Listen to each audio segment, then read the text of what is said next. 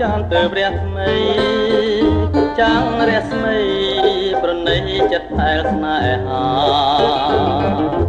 ហើយជីវិតងងឹតភ្លឺថ្លាសង្ឃឹមថា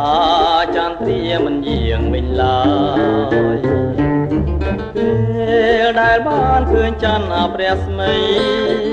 ចោលរាត្រីហរតីអភ័យគ្មានស្បាយសង្ឃឹមថាពេលនេះហើយคนចម្លើយចាន់ឆ្លើយស្មោះនឹងស្នេហា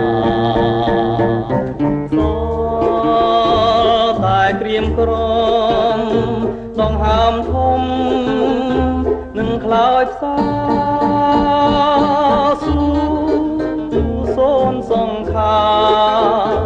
ឈុំជឿថាចាន់ត្រៀមមកពេលដែលខ្ញុំសង្ឃឹមអត់ទៅហើយដួងច័ន្ទអើយដេចឡើយឲ្យនៅស្រណង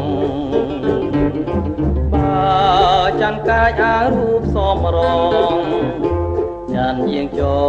លភ្លេងប្រអភ័ព្វខ្ញុំទៅ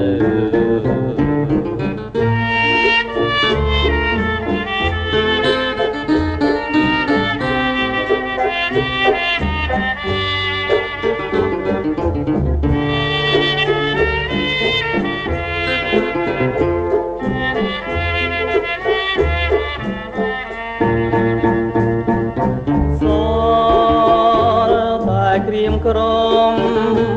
ដងហើមធំនឹងខ្លោចផ្សាស៊ូសូនសង្ខាឈុំជឿថាច័ន្ទត្រាស្មងពេ